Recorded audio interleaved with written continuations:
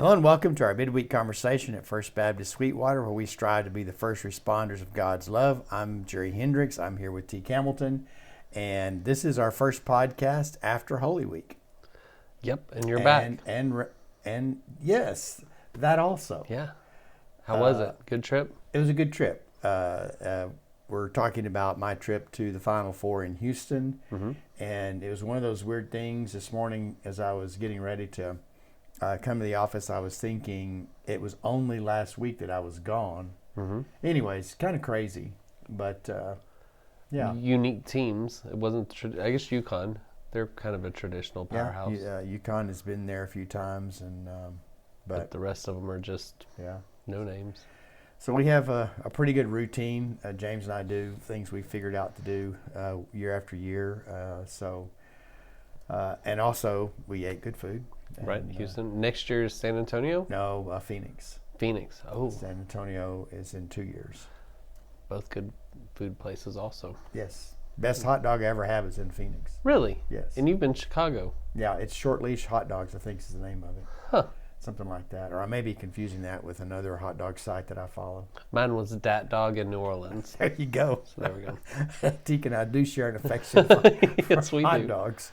Yes, And we for do. baseball. Speaking of We don't, American I do. sports, it's the Final Four is over. We've crowned a champion, and so I moved on to baseball. Right. So You know what book I'm reading right now? No, you won't know. It's the book that inspired Field of Dreams. oh really? Yeah, it's pretty good. Hmm. It's called Shoeless Joe or Shoeless Jackson, something like that. Yeah. Well, cool. So yeah, baseball is here, and I'm happy. You know something I've never done? Read a baseball book. You are sharp today. I know. You know, I and it's expected Monday. a little bit of Easter fatigue, but not Nope. so for T. Hamilton. Nah, not at all. Oh my goodness. So we did have Holy Week. Good transition. Yeah, we did. You know, and I do. We were talking before we came on air that other families that had conflicts or scheduling during the Easter season, it kind of makes things complicated. Not having or doing. I mean, even and just because I happen to notice because they always play the Masters the week after the Final Four. I assume that they're dovetailing on marketing from the Final Four from March Madness to promote Masters as And a just reason to going, yeah. schedule. That's my story. I don't know. I didn't watch any of it. But I mean, it's occasionally they all kind of fall around that same weekend, and it does make it a little bit different. And I do, it was only last week where we had Lenten lunch here, but yeah, it threw me off. Obviously, as I'm sensing that today, as I try to capture my thoughts about it. But yeah, so that does happen. And then the other thing is, our schedule becomes very busy. It changes and becomes very busy, but for like the rest of the world, it's pretty much. I guess teachers get a nice weekend, or they have around here. But for all the other workplaces, it's just moving on. Yeah, so they just keep going like nothing happened. But so Sunday was Resurrection Sunday. And we had really a good attendance, and things continue to grow and develop here, and that's been exciting. Really kind of interesting seeing how that's developing. But and it's always fun to see whose year it is to have the families. Right. I've learned that. That was one of the new things to me coming to a church like First Baptist Sweetwater was the number of long tenured families in a relationship to a church. And because even when I was at Pioneer Drive, that church was not that old, like 40 years old, I think 45 when I got there. And then a church start was different than that. Yeah,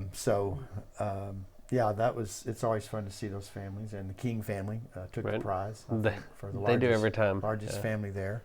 And so I didn't get across the street in time to catch the Easter egg hunt. And I was over here trying to be patient and visit with people as I was approached. But there was some angst because I wanted to be a part of that chaos. Yeah, it was It was fun. So I got up about midway through. Well, when I thought you were turning to the outline portion of your message, and I got up and I went and grabbed a couple kids and we went to put out the Easter eggs. And it wasn't. I felt like we hadn't got a couple handfuls out, and they said they're singing the last song, and I was like, "Start dumping." And we started just piling them out, and then sure enough, here came kids and kids and kids, and well, to that, I caught myself in a rhythm, and I knew I was covering the points of the outline without going 1, 2, 3, being real rigid with it, and and the timing was working out about right. If anyone's curious, in my opinion, the length of that service Sunday for an Easter Sunday is about what we're looking for. It's a little bit longer than normal, but we're starting earlier. We're still getting people into their Easter lunch at a decent time, even with an egg hunt, and extra elements like baptism. Yeah, right. So it moved quick. That's why it moved so fast there towards the end. Yeah, it did. But my bad on that. I was like, just dump on, go. I saw you leave, and I didn't know what you might need to be doing. Well, there was a great plan for that whole system. I'll tell you all about it later. Well, and you know, I started to ask you when I got here, did we have security for the Easter eggs? Because on Saturday, I'm driving down Buffalo Gap Road on Saturday afternoon, and there's a church there on the way to my house, and their little lot was covered in Easter eggs. Oh, wow. And I thought, good luck with that. Yeah. I hope that, I hope you're having that, hoping the kids show up soon. Yeah. But we had our security helping them get across the street. We wouldn't let them guard the eggs. I didn't trust our security to guard the eggs. Good point. So there's that. And I hope to hope we get some feedback from that on this podcast. We probably will. Yeah.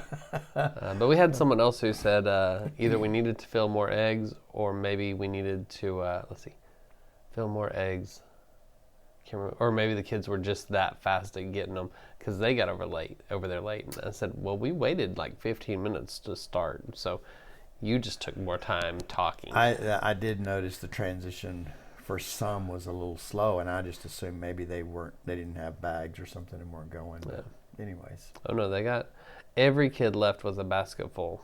Yeah. That was for sure. That's awesome. And we had a fun time packing the eggs. We had some people come up and help us pack those eggs. And I don't know if you know it or not, but eggs are smaller than they used to be. I did not know that. Because we know the candy hasn't gotten bigger. But yeah, so it's a little more difficult to fit a Twizzler into an egg these days. Well, y'all were up to the challenge. Yeah. We had a good team. Well, going back to our Good Friday service, I forget how well attended that is for us. Mm-hmm. I know that when we look at the different services that we do throughout the year, some of them have trailed off post-COVID, but that Good Friday service is not. Right. It's one that people really appreciate. And so that went well. And now we turn a corner and we're going into the Sundays of Easter. So I did ask you before we started why we have Sundays of Easter. And go ahead and tell us your answer, because Google didn't seem to know. I just looked it up real quick. Yeah, you asked why there were 7, and it's like I think that's just how many there are between the end of Easter and Pentecost. Yeah. And I'm assuming that's always going to be the same because it's going to move with Easter moving. Right. And so if there's someone out there that already knows that, then maybe we can check that out. It is a question I'm going to look into just a little bit more. But knowing that that's there, that language is there, what I do like and tried to set up Sunday is that we don't run past Easter, that we want to spend time. And that was the only thing that I found in terms of reasoning for it, was that it did create that lingering experience of Easter, rather than just having a big celebration day and then running past that into the other themes. Yeah. Anyways. Makes sense to me. Yeah. So it goes into these Sundays of Easter cover the appearances of Jesus and also the development of the early church. Mm-hmm. And most of the time I give attention to the development of the early church, because it gives us opportunity to speak into the life of our own church. Right. You know, when we talk about churches visioning and understanding who they are and their purposes, it's hard to know how often to cover those things. And so some churches, I think, have a state of the church address that they'll do, or a series that they'll do. I know one of the guys we listen to does his for every year during the church's anniversary. Right. We talked about that because they do some really neat things around that. But our anniversary is December. not such a good time for that. It's like Christmas Eve or something. It would distract from Advent for us. Yeah. But it does kind of anchor us in those thoughts of the early church and the formation. And so because the way we do things, where we're embracing more of the practices of the early church, I want to spend some time at least acknowledging that and talking about that just a little bit. And a part of that backdrop was, for me anyways, was the film The Jesus Revolution. So, right. Going and see that today. You did text me that you're going to see that today. I wasn't sure. It wasn't one of those things like some have spoke into that, pastors, people that we know, right off the bat. And only thing I did on social media was comment that I attended it and that it did strike a chord with me and my experience.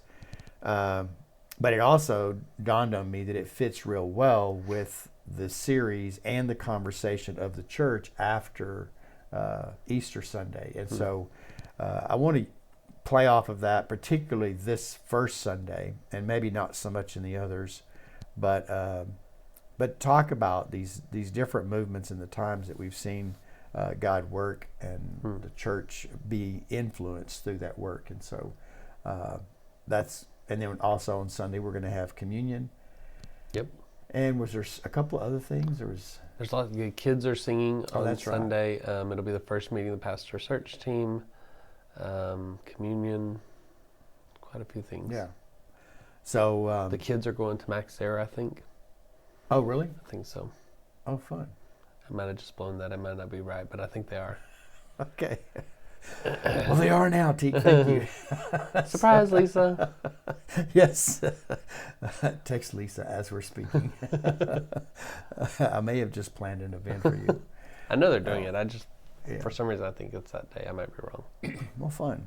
Well, it's the emphasis. I enjoy the emphasis following Easter because we have this period, as you mentioned, between Easter Sunday and Pentecost. And it is one of those where the series is built for us, right. And it's rather focused for us and to guide our conversation. And I think it's also, we talk about the timing.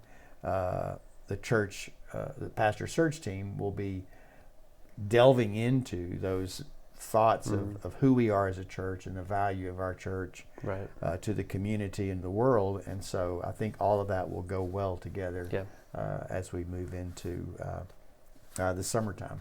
Yeah, summer's here. No, it's not here yet. Once Easter's over, I'm still wearing a jacket today. Yeah, but it's going to get to 80 degrees or something like that today. That's not summer. That's spring here in West Texas. I was about to say that's summer in some places. It is. But anyways, you'll get back. This Wednesday, we have block party. Block party. Well, it's our FBC at the park, picnic at the park. At Newman Park. And then you'll get back into your series with students and Lisa with children the following week. What are you studying? We're doing the greatest of these. Okay. And we're going to look at stories of Jesus type love in the New Testament. Great. Well, that sounds great. Well, definitely been a wonderful worship experience for us this last week. And on Sunday, it was so good to see so many people. Baptism of Sawyer and reading with the king, the scripture reading with the Kings. Oh, yeah. With Barbara King and her two of her granddaughters. Just a lot of fun, special things, and a lot of things that we have to look forward to. Right. So if you haven't had time or haven't taken the time to check out the Jesus Revolution, I'm not sure how much longer it's going to be in theaters. You said there's not many movie times. It only shows one time. So we started looking at it Saturday. And Saturday, Sunday, and today they were 11:10, 11:10, and 11:30. So there's only one showing each day. And it's in a pretty small theater on I-20 on Abilene, Okay. or in Abilene. Well, you might want to check that out if you have a chance, or at least read up on some of it. I will be using some of that story to develop this first conversation about the early church. So, Kelsey Grammer is a preacher. yeah. That's one of the greatest roles since Steve Martin as an evangelist. I'm excited about it. Well, on our next episode, we'll be talking about You're that. you're surprised that I have a movie like that in my head. Well, I hope y'all enjoy it. Look forward to hearing what you and Stacy have to think about it, and hope you have a chance to enjoy your day. Anyways, that's about it for this midweek conversation. We look forward to being with you on Sunday for a big day of worship with communion and kids singing and our worship together. So we'll see you then. See ya.